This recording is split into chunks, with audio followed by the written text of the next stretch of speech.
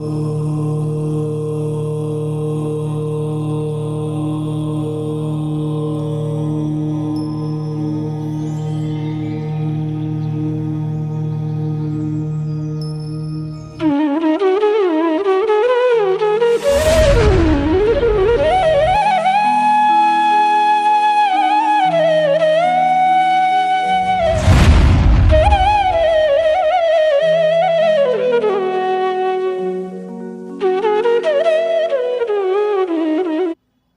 ह्रीं अरहम ळमोजिनाणम।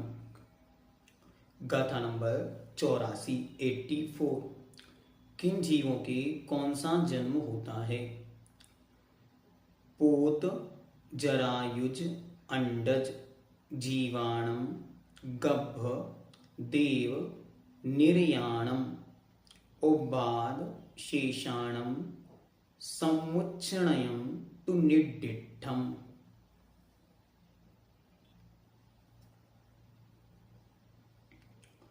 पोत, जरायुज, अंडज, जीवाणं, गभ्भ, देव, निर्याणं, उब्बाद, शेषाणं, समुच्चयनं तु निड्डिठम्। क्रमशः एक एक शब्द देखें। पोत, जरायुज, अंडज, जीवानाम, गभ्भो।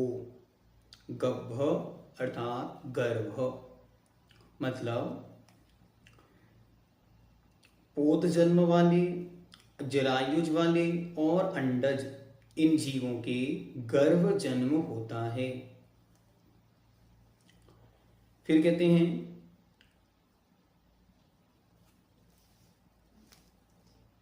देव निर्याणाम उब्बादम। देव और नारकियों के उप्पाद जन्म होता है। समुच्चयनम टू निड्डिठम शेषाणम। शेषाणम मतलब बचे हुए, शेष सभी जीवों का सम्मोचन जन्म होता है, ऐसा निड्डिठम आगम में कहा गया है। ठीक है। आगम में जन्म 3 प्रकार का बतलाया था। कौन कौन सा? गर्भ, सम्मोचन और उप्पाद। उसमें से गर्भ जो है वो 3 प्रकार का है। कौन कौन सा?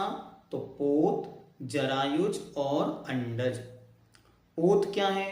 तो प्रावरण रहित और उत्पन्न होते ही जिसमें चलने फिरने आदि की सामर्थ्य हो, जैसे सिंह, बिल्ली, हिरण आदि, जो बिना किसी आवरण के जन्म लेते हैं और जन्म लेते ही घूमने फिरने लगते हैं, भागने दौड़ने लगते हैं, वे जीव कहलाते हैं पोत जन्म वाले। जरायुज जो जेर के साथ उत्पन्न होते हैं, एक प्रकार का लिक्विड पार्टिकल से बना हुआ आवरण होता है जो उनके बॉडी के ऊपर लगा होता है, वे कहलाते हैं जरायुज। हम सब जरायुज हैं। ठीक। फिर अंडज जो अंडे से उत्पन्न होते हैं, वे अंडज कहलाते हैं। जैसे पक्षी, कबूतर आदि, मुर्गे आदि के अंडे देखने में आते। इन 3 प्रकार के जीवों का गर्भ जन्म ही होता है। देव और नारकियों का उप्पाद जन्म होता है।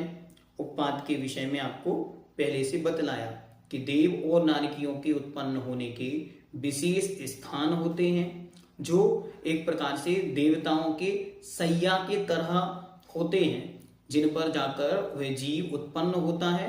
और ऐसे ही उत्पन्न होता है जैसे मानो कोई 16 वर्ष का कुमार जन्म ले रहा हो, मतलब लेट गया हो, ऐसी स्थिति में वह जन्म लेता है। तो नारकियों के इससे एकदम विपरीत ऊंट आदि के खुले हुए मुंह की तरह, मानो कोई इस प्रकार का जानवर मुंह खोल के ऊपर से नीचे की ओर देख रहा हो, तो वे ऊपर से एकदम से उसमें आके उत्पत्ति में जन्म लेते हैं और तुरंत नीचे गिरते हैं, और नीचे गिरते ही वहां बहुत सारे प्रकार की अस्त्र शस्त्र पर जाकर घात होता है और फिर उछलते हैं। हर नरक की अपनी अपनी अलग अलग व्यवस्था। शेषाणम अर्थात बचे हुए जीवों का सम्मोचन जन्म होता है। सम्मोचन को भी आपको अच्छी तरह कल बतला दिया कि चारों तरफ से पुद्गलों का इकट्ठा होकर शरीर को बनाना, ये एक प्रकार से एनवायरमेंट से अपने योग्य संपूर्ण वस्तुओं को इकट्ठा करके समूचनों का जन्म होता है। समूचनों का कोई भी नियत स्थान नहीं होता, वे यहीं जन्म लेंगे, वे कहीं भी जन्म ले सकते। जैसे बचपन में हमारे दिमाग में प्रश्न आता था कि मम्मी ने रोटियां पैक की और डिब्बा पैक करके रख दिया, उसके बाद भी चींटियां कहां से आई? आपने डिब्बा लड्डू बनाए, डिब्बे को पैक किया और रख दिया, खोला तो चींटियां आ गई, चींटे आ गए। तो ये क्या है? ये समूचन जन्म है। ये वहां तदरूप निमित्त की सामग्री की उपलब्धि में जन्म ले सकते हैं। उनके लिए रात में कभी कभी आपको भी लगता होगा सामने बल्ब जल रहा है और उसमें से कीड़े गिर रहे हैं, तो कीड़े बल्ब में से बरसात हो रही है? नहीं, वो उसी प्रकार से होते। बचपन में जब हम लोग खेल रहे होते हैं और बारिश हो गई, पहली बारिश के बाद छोटे छोटे से मेंढक, केंचुए, ये कहां से आ गए? तो पहले सोचते थे भगवान ने बारिश में बरसा दिए, तो बारिश में नहीं बरसाए, बल्कि बारिश के निमित्त से भी जीव तदरूप उत्पन्न हो गए। तो बचपन में जब आपने प्रश्न किया होगा तो आज जाके उसका उत्तर भगवान नेमिचंद देव दे रहे हैं, ठीक है। और जिनने प्रश्न ही नहीं किया होगा उनको कोई उत्तर उपलब्ध नहीं है, वे आज भी यही सोचेंगे कि भगवान ने बरसात में भगवान ऐसे बरसाते हैं, आदि समयों में अलग अलग प्रकार से होते हैं, ठीक है।